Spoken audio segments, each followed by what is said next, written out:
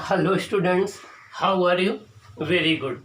अभी previous class में आपने देखा कि जब भी हम किसी कार को एक बैंक्ड रोड पर ले जाते हैं तो मैक्सिमम स्पीड हम लोगों ने डिराइव किया था v equal to square root R G mu plus tan theta upon 1 minus mu tan theta.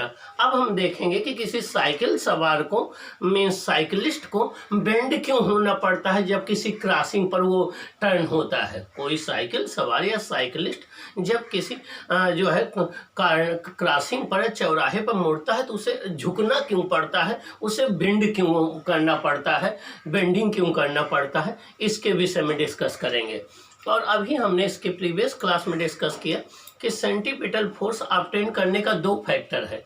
एक तो फैक्टर ये है कि हम फ्रिक्शन से सेंटीपिटल फोर्स ऑब्टेन करें, एक फैक्टर ये है कि हम बैंकिंग ऑफ द रोड से ऑब्टेन करें। अब पिछले वाले डिस्कशन में हमने दोनों को इंक्लूड किया था। V max equal to square root R G mu plus tan theta upon 1 minus mu tan theta.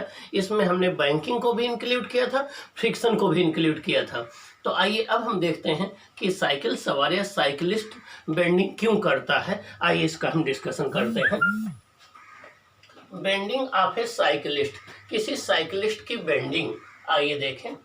When a cyclist goes round A curve path, जब कोई साइकिलिस्ट, देखिए ये साइकिल सवार है, ये सीधा न जाकर के वर्टिकल से थीटा एंगल ये जो है झुक गया है, तो इसी को बोलते हैं bending of the cyclist. Means किसी साइकिल सवार का अपने वर्टिकल से कुछ एंगल झुक जाना बेंडिंग ऑफ द साइकिलिस्ट कहलाता है। When cyclist goes round A curve path a centripetal force is required, जब भी कोई साइकिल सवार या साइकिलिस्ट एक कर्व पाथ पर टर्न करता है तो उसको क्या चाहिए? रिक्वायर्ड सेंटीपिटल फोर्स चाहिए, उसको सेंटीपिटल फोर्स की रिक्वायरमेंट होती है। The force of friction between tires and road is not sufficient to provide the required centripetal force. Road और टायर के बीच में जो आपका फोर्स ऑफ फ्रिक्शन होता है वो सफिशियंट नहीं होता है कि उसे रिक्वायर्ड सेंट्रीपिटल फोर्स दे पाए। That is why a cyclist going around a curve leans inward to get the required centripetal force by the horizontal component of the normal reaction. इसलिए जब कोई साइकिल सवार कर्व पाथ पर turn करता है तो अपने को झुका लेता है। उससे क्या बेनिफिट होगा कि देखिए अब नॉर्मल, अगर ये ना झुकाता तो नॉर्मल रिएक्शन फोर्स केवल उसके वेट को बैलेंस करता। ये अगर ये अपने को ना झुकाता तो उस केस में इसका mg वर्टिकल डाउनवर्ड एक्ट करता और नॉर्मल रिएक्शन फोर्स जो है वो अपवर्ड एक्ट करता। n केवल mg को बैलेंस करता और उसको सेंट्रीपिटल फोर्स के लिए कंप्लीटली फ्रिक्शन पर डिपेंड रहना पड़ता। लेकिन जब उसने अपने को झुका लिया तो उस केस में n के दो कंपोनेंट हो गए, एक vertical component n sine theta, एक हॉरिजॉन्टल कंपोनेंट n का, एक वर्टिकल कंपोनेंट आपका n cos थीटा, ये n cos थीटा है, और एक horizontal component n sin theta.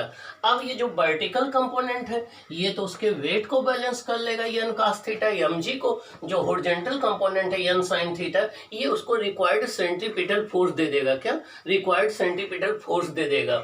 और अगर ये बेंड करता तो नॉर्मल रिएक्शन फोर्स केवल mg को बैलेंस करता और इसको सेंट्रीपिटल फोर्स के लिए कंप्लीटली जो है फ्रिक्शन फोर्स पर डिपेंड रहना पड़ता। आइए देखें। Let the cyclist bends inwards by an angle theta from the vertical. हमने ये कंसीडर कर लिया कि जो साइकिल सवार है वर्टिकल से एंगल थीटा जो है वो बेंड हो जा रहा है। The horizontal component of the normal reaction provide the centripetal force.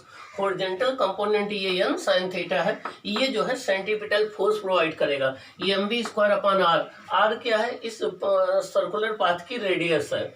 The vertical component of n balances the weight of the cyclist. जो आपका vertical component n cos theta है वो इसके वेट को बैलेंस करेगा। n cos theta equal to mg, दोनों को divide कर दें, n sin theta upon n cos theta equal to mv square upon r mg, तो tan theta equal to v square upon rg आ जाएगा। तो ये आपका यहाँ से थीटा इक्वल टू आ जाएगा tan inverse v square upon rg। इतने एंगल जो है उस साइकिलिस्ट को बेंड होना पड़ेगा रिक्वायर्ड सेंट्रीपिटल फोर्स को पाने के लिए। इतने एंगल जो है उस साइकिलिस्ट को बेंड होना पड़ेगा रिक्वायर्ड सेंट्रीपिटल फोर्स को पाने के लिए। आइए डिस्कशन देखें। अब देखें यहाँ थीटा जो है कब ग्रेटर होगा। यहाँ पर थीटा देखें आर और वी पर डिपेंड कर रहा है।